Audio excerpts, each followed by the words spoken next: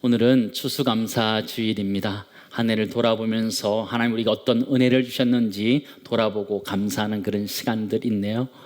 근데 올해는 코로나19 때문에 우리 감사보다는 불평과 불만이 더 많아진 것 아닌가 그런 생각을 잠깐 해보게 됩니다. 코로나 블루다, 코로나 레드다 이렇게 이야기하면서 우리 마음이 전쟁터 같다 이런 생각을 하면서요. 특히 우리 믿는 사람들에게서 이 시대는 더 마음의 전쟁들이 심한 때가 아닌가 그런 생각을 해보게 되었습니다. 여러분들은 올 한 해 어떻게 지내셨는지요? 감사한 일이 많으셨는지요? 아니면 불평스러운 게 더 많으셨는지요? 양팔 저울이란 것을 여러분 잘 아시죠? 양팔 저울이란 것은요, 양쪽의 무게를 이렇게 비교하는 것인데요. 한쪽에는 감사를 놓고 한쪽에는 여러분의 불만을 한번 놓아보시죠. 어느 쪽으로 기울 것 같습니까? 어느 쪽으로 기울 것 같아요? 우리의 올 한 해 지내고 보니까 우리의 모습이 약간 이렇게 불평적으로 이렇게 기울어지는 것 아닌가 그런 생각을 하게 되는 것이 우리의 현실입니다.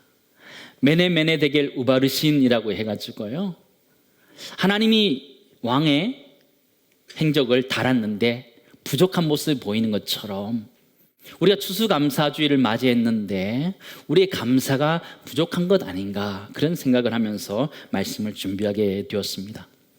오늘 성경에 보면 참 어려운 시대를 살았던 선지자가 등장합니다. 하박국 선지자였습니다. 그 시대가 살아가는데 참 쉽지 않은 시대였습니다. 불평의 상황들이 너무나 많을 수 있는 그런 상황이었습니다. 북이스라엘은 이미 멸망하고 없고요, 이제 남유다도 이제 멸망하기 직전에 있었던 그런 시대적 배경을 가지고 있습니다. 완전히 고아와 같이 버려진 듯한 이 선지자의 모습이고 남유다의 모습들이 잘 그려져 있습니다. 바벨론이라는 신흥 강국이 고대 근동 지역을 점령하고 있을 때였습니다. 바벨론이 BC 605년 갈그미스 전투에서 애굽을 대파하게 됩니다. 애굽의 편을 들었던 남유다가 침공을 받으면서 여호야김 왕이 바벨론으로 끌려가게 됩니다. 정치적, 외교적, 군사적으로 공백의 상태를 겪게 될 뿐만 아니라 경제적, 도덕적, 종교적인 타락에까지 이르는 그런 아주 심각한 상황을 맞이한 이 남유다의 모습을 우리에게 보여주고 있습니다. 하박국 선지자가 그 당시의 상황을 이렇게 표현해주고 있습니다. 17절 말씀 보시기 바랍니다. 비록 무화과 나무가 무성하지 못하며 포도나무에 열매가 없으며 감람나무에 소출이 없으며 밭에 먹을 것이 없으며 우리의 양이 없으며 외양간에 소가 없을지라도 뭐가 있는 거예요? 아무것도 없는 거예요. 무화과 나무가 무성치 못하고 포도나무에 열매가 없어요. 감람나무에 소출이 없고 밭에 먹을 것이 없어요. 우리의 양이 없고 외양간에 소가 없어요. 아무것도 없는 거예요. 감사의 저울에 올려놓을 수 있는 것이 아무것도 없는 그 현실을 마주한 그 시대의 상황을 바라보며 하박국 선지자의 모습을 우리는 보게 됩니다. 이 모습을 보면서 우리도 한번 올려놔 보면 좋을 것 같아요. 우리 인생 가운데 감사가 더 많은지 불평과 불만이 더 많은지 한번 놓아봤으면 좋겠어요.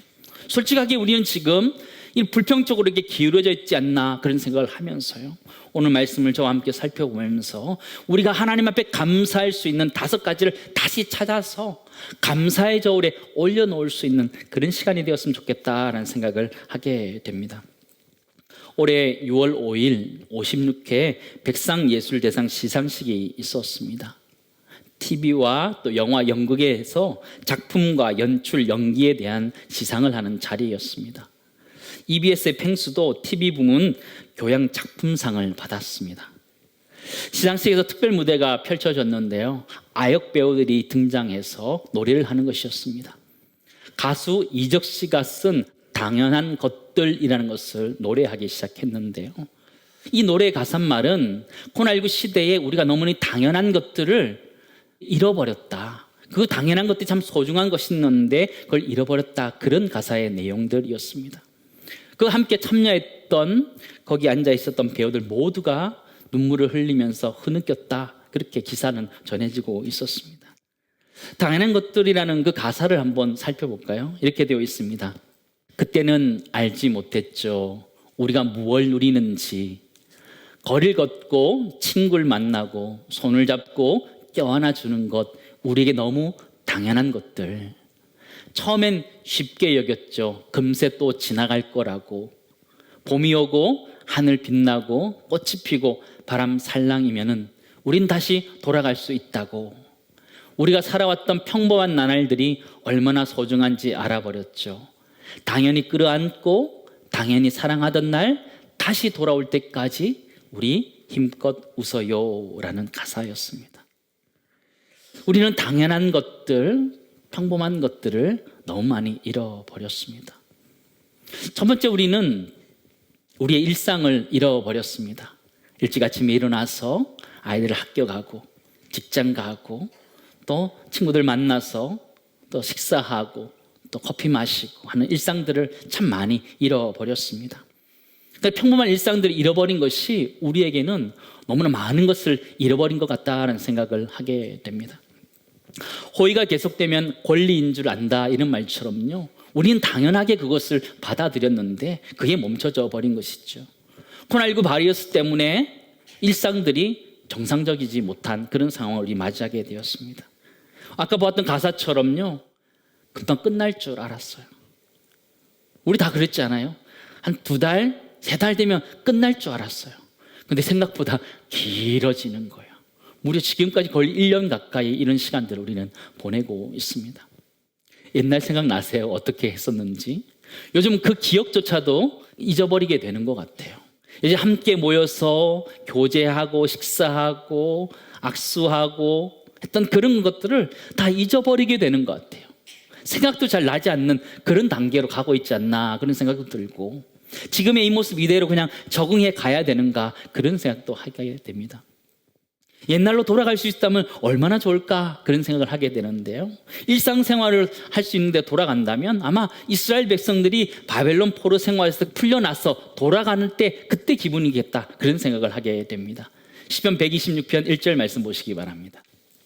여호와께서 시온의 포로를 돌려보내실 때에 어떻다 그래요? 우리는 꿈꾸는 것 같았도다. 아마 우리가 일상생활로 마스크 다 벗고 함께 찬양하고 예배하고 또 교제한다면 아마 꿈꾸는 것 같다, 그렇게 표현할 수 있을 것 같아요. 우리는 일상을 참 많이 잃어버렸습니다. 그런데 일상생활을 잃어버렸지만 얻은 게 있다는 것을 우리는 알아야 됩니다. 일상생활이 어려워지면서 우리는 중요한 것과 덜 중요한 것을 구별하기 시작했습니다. 예전에는 그냥 되는 대로 다 했는데 이제 일상생활이 정상적으로 다 되지 못하니까는 중요한 것과 덜 중요한 것을 구분하게 되었어요. 그리고 우리가 중요한 것들을 더 많이 하게 되었어요.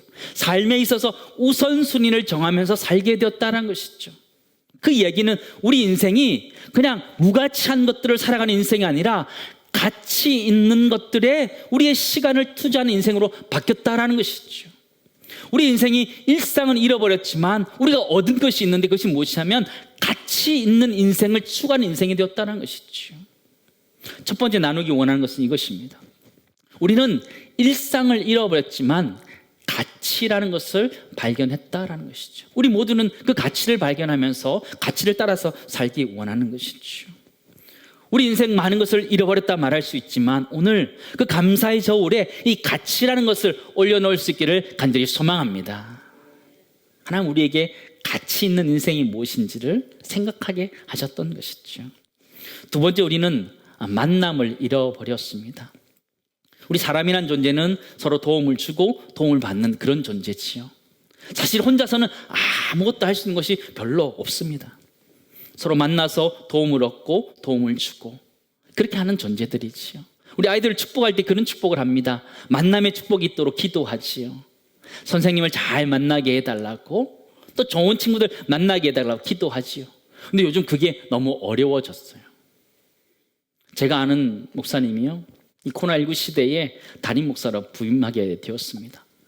아이를 데리고, 초등학교 아이를 데리고 전학을 하게 됐는데요, 학교에서 문제가 생긴 거예요.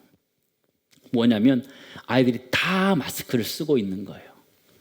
아이들 얼굴을 구별하기가 너무 어려운 거예요. 전학 간 아이의 입장에서 한번 생각해 보시기 바랍니다. 근데 더 심한 거는 선생님이 옆 사람하고 말하지 말라는 거예요. 이해가 되시죠? 친구를 어떻게 사귀어요? 말도 못하고, 그죠? 얼굴도 잘 모르고. 근데 학교도 가끔 가요. 아이가 친구를 다 잃어버리는 거죠. 초등학교 아이들만 친구들 잃어버린 것이 아니라 우리도 그렇잖아요. 예전에 자주 만났던 사람들을 자주 못 보잖아요. 그렇게 만남들을 잃어가는 것이 우리의 문제라는 거예요. 근데 우리가 이렇게 만나는 친구들을 잃어가는 것만 있느냐? 그렇지 않아요. 우리에게는 진짜 친구인 가족들을 다시 발견할 수 있었어요. 예전에는 친구를 만나러 막 돌아다녔어요. 밖에 있는 사업 때문에 또 일 때문에 막 돌아다녔는데 그것이 어려워지면서 일찍 귀가하게 되는 거예요. 그러면서 다시 가족을 발견하게 되는 거예요. 진짜 친구인 가족을 발견하게 되는 것이지. 때로는 너무 붙어 있어서 티격태격 다투기도 하지만 가족밖에 없다는 것을 우리는 너무나 잘 알고 있어요. 코로나19 시대에 가족만이 나와 함께 할 수 있다는 것을 너무나 잘 알고 있어요. 부모가 교사가 되어주고 부모가 주일학교 교사가 되어주고 아이들을 이끌어주는 것이죠. 가정이 학교고 가정이 직장이고 또 가정이 체육관이 된 그런 시대를 살아가고 있어요. 재택근무하고 아이들 집에서 홈스쿨링하고 있고요. 또 홈트레이닝 하면서 우리가 그렇게 살아가고 있죠. 하나님은 우리들에게 이 만남이라는 것들을 잃어버리게 하면서 더 중요한 만남을 주셨는데 그것이 무엇이냐면 가족과의 만남을 다시 허락해 주셨다는 것이죠. 우리는 그동안 너무 바빠서 가족을 등한시했어요. 그러나 하나님은 이 시대 가운데 가족이 중요하다는 것을 다시 한번 우리에게 가르쳐 주셨다는 것이죠. 그것이 우리에게 감사의 제목이 되어야 될 줄 믿습니다. 두 번째 나누기 원하는 것은요, 우리는 만남을 잃어버렸지만 하나님 우리들에게 가정을 발견하게 하셨다라는 것이에요. 우리는 참 수많은 만남을 잃어버렸지만 하나님이 지금 이 시대 가운데 우리들에게 말씀하는 것이 있다면 그것은 가정이 너무 중요하다는 얘기를 하는 거예요. 그래서 저희 교회도 그죠? 가정복음 축제를 하는 것이죠. 우리가 그동안 잘 몰랐던 우리 자녀들의 신앙, 우리 부모님들의 신앙을 돌아보면서 그들을 섬기는 것이 우리의 책임이라는 것을 놓치고 있었다. 그렇게 반성하면서 가족들에게 복음을 전했던 것이죠. 하나님은 이 코로나19 시대에 불평할 것들이 많이 있지만 이 감사의 저울에 가족을 발견할 수 있었던 그 감사를 올려놓으라 말씀하시는데 그 은혜가 우리 각 가정마다 임할 수 있기를 간절히 소망합니다. 세 번째, 우리는 말을 잃어버렸습니다. 우리 참 말을 많이 하면서 산 존재였잖아요. 근데 마스크를 다 씌워놨어요. 어제 뉴스를 보니까요, 우리가 마스크를 쓴 지 300일 되었다 그러더라고요. 오래 쓰셨어요. 그 전날부터는요, 마스크 착용이 의무화되었어요. 이제 마스크 쓰면 쓸 수밖에 없는 상황이에요. 저랑 2m 이상 되기 때문에 제가 마스크를 지금은 안 쓸 수 있습니다. 근데 더 심해지면 아마 쓰라고 그럴 것 같아요. 마스크를 쓰는 그런 상황이 되었지요. 예전에 질병관리본부에서 마스크 착용에 대한 감염률을 한번 발표한 적이 있어서 한번 보신 적이 있을 것입니다. 한번 보여주시죠. 저런 것이었습니다. 마스크를 잘 착용하면 감염률이 1.5%로 떨어진다 이런 이야기 하는데요. 저는 저 그림을 볼 때마다 느끼는 것이 무엇이면 감염률이 떨어지는 것도 있지만 소통 능력도 떨어진다는 것이죠. 수화하는 분들 말을 어떻게 해요? 입으로 하는 것이 아니라 손으로 말을 하는 거잖아요. 근데 그 사람들의 입을 가리지 않습니다. 왜 그러죠? 입과 함께 할 때 훨씬 더 정확하게 전달되기 때문이거든요. 근데 우리 다 입을 가려놨어요. 제대로 말을 하기도 어렵고요. 예전보다 좀 더 크게 이야기해야 되고요. 몇 번씩 묻게 되는 것이 우리의 모습이에요. 우리는 말을 참 많이 잃으면서 지금 살아가고 있습니다. 그런데 그 말을 잃었지만 사실은 우리는 마음이라는 것이 중요함을 다시 한번 발견하게 됩니다. 예전에는 말이 중요했다면 지금은 우리의 마음이 중요한 그런 시대라는 것을 우리는 발견하게 돼요. 코로나 블루다, 코로나 레드다 이야기하면서 우리의 마음을 지키는 것이 너무너무 중요한 것을 알았어요. 예전에는 내 밖으로 표현되어지는 말이 중요한 시대였다면 지금은 내 마음을 지키면서 살아가야 되는 이 시대라는 것, 우리 마음이 중요하다는 것을 깨닫게 하는, 우리 마음을 발견케 하는 그런 시대가 되었다는 것이죠. 성경에서도 우리 마음을 지키는 것이 중요하다 이렇게 말하잖아요. 잠언 16장 32절 말씀 보시기 바랍니다.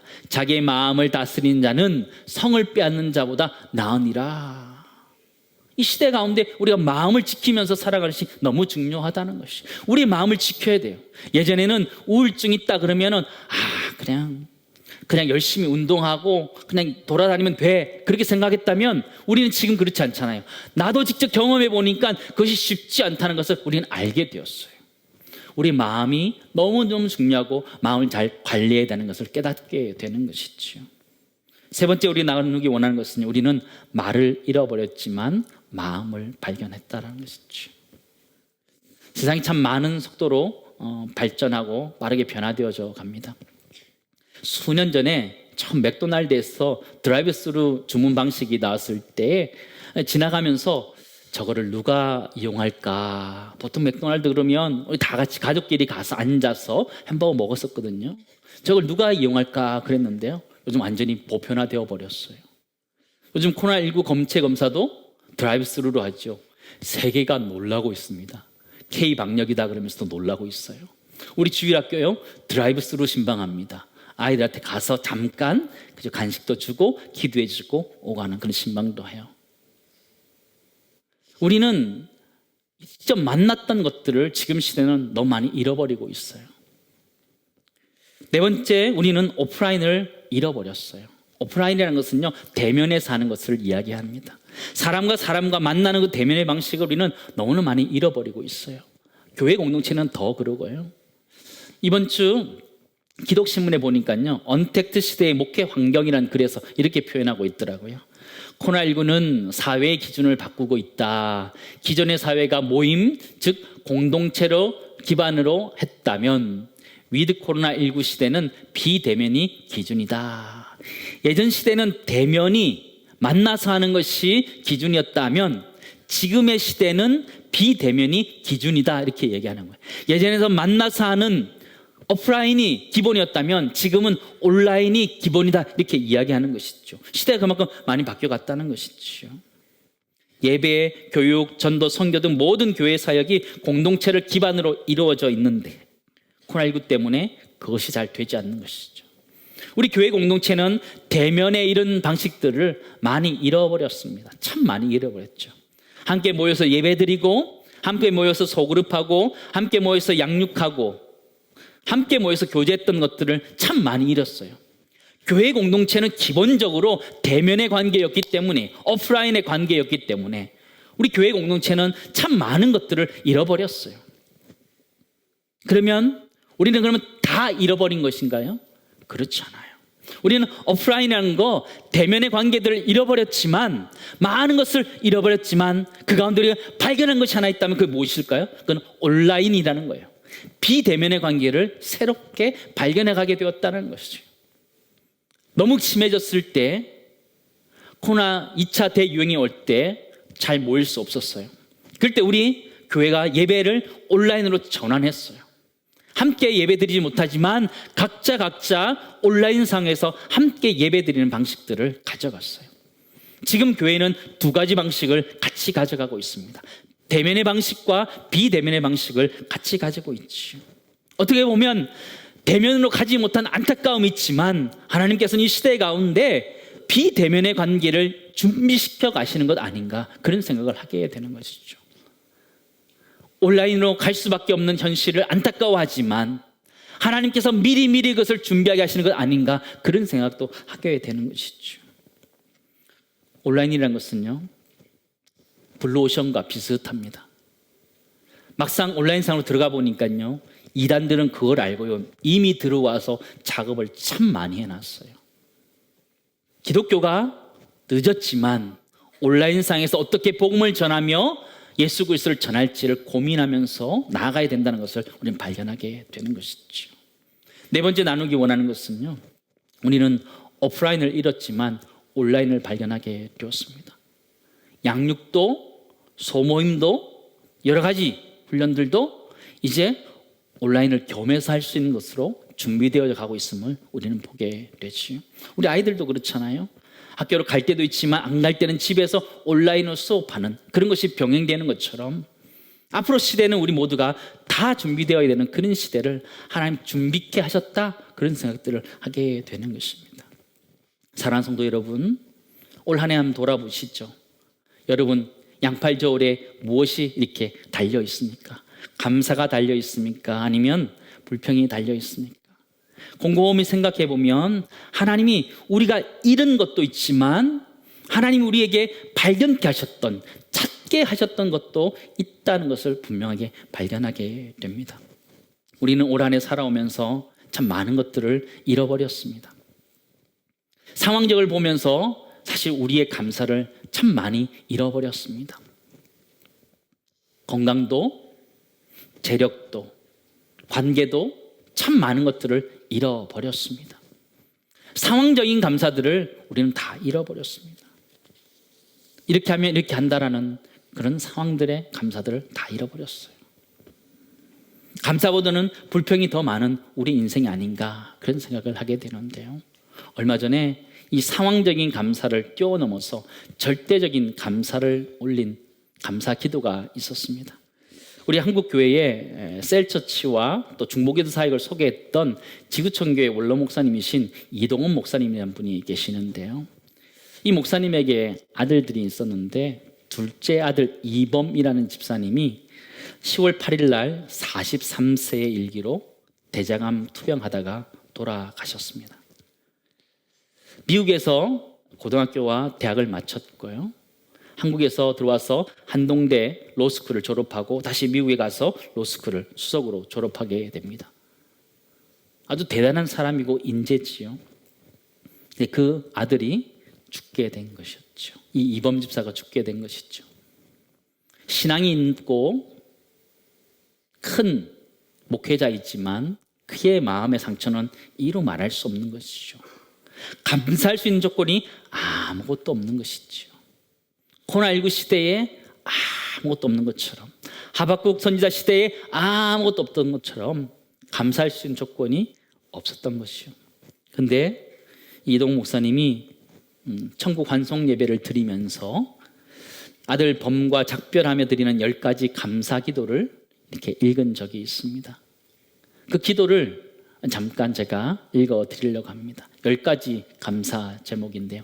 첫 번째, 아들이 암에서 해방되어 감사합니다. 두 번째, 아들이 하나님의 영광의 나라에 입성할 수 있어 감사합니다. 세 번째, 유머가 있는 아들로 인해 부부가 기쁨을 누리게 해 주셔서 감사합니다. 네 번째, 한순간도 불평 없던 그의 아내와 손자를 남겨주셔서 감사합니다. 다섯 번째, 어려서부터 게임을 좋아하더니 게임 회사 변호사가 된 것도 감사합니다. 여섯 번째, 아들의 고통을 통해 예수님을 내어주신 하늘 아버지의 고통을 알게 해주셔서 감사합니다. 일곱 번째, 수많은 암 환자들과 연대할 수 있어 감사합니다. 여덟 번째, 자식을 잃은 수많은 분들의 마음을 알 수 있어 감사합니다. 아홉 번째, 전 세계 수많은 중보 기도자들과 함께 할 수 있어 감사합니다. 열 번째, 아들이 간 천국을 더 가까이 소망할 수 있어 감사합니다. 눈물을 머금고 그 감사 기도를 읽어내려 갔겠죠. 사랑하는 성도 여러분, 우리는 어떤 감사를 드리고 있으십니까? 상황에 따라 감사하고 안 감사하는 조건적인 감사를 드리고 있는 우리의 모습이라면 우리가 다시 절대자인 하나님 앞에서 절대적인 감사를 드릴 수 있는 은혜가 우리 모두에 있기를 간절히 소망합니다. 우리 다섯 번째 나누기 원하는 것은, 우리는 상황적인 감사들은 잃어버렸지만 절대적인 감사는 발견할 수 있다라는 것이죠. 우린 참 어려운 시대를 살아내고 있습니다. 살아낸 것 자체가 기적과 같은 그런 시대를 살아내고 있습니다. 하박국 선지자가 살았던 그 시대와 동일한 시대입니다. 그러나 하박국 선지자도 그런 어려운 시대였지만 여호와 하나님으로 말미암아 즐거워하겠다라고 고백합니다. 그는 절대적 감사를 하겠다 하고 고백하는 것이죠. 하박국 3장 17절 18절 말씀 우리 다 같이 읽도록 하겠습니다. 같이 읽겠습니다. 비록 무화과 나무가 무성하지 못하며 포도나무에 열매가 없으며 감람나무에 소출이 없으며 밭에 먹을 것이 없으며 우리 양이 없으며 외양간에 소가 없을지라도 나는 여호와로 말미암아 즐거워하며 나의 구원의 하나님으로 말미암아 기뻐하리로다. 아멘. 사랑하는 성도 여러분, 우리 인생의 저울을 한번 곰곰이 생각해 보시고 상상해 보시길 바랍니다. 세상의 것들로 올려놓은 그 조건적인 감사, 상황적인 감사가 아니라 여호와 하나님으로 인한 감사, 내 구원의 하나님으로 인한 감사로 인하여서 절대적인 감사가 우리 삶들 가운데 가득할 수 있기를 주님으로 축원합니다. 그런 감사의 삶이 우리의 삶을 주장하여서 하나님 펼쳐가신 인생을 살 수 있기를 간절히 소망합니다.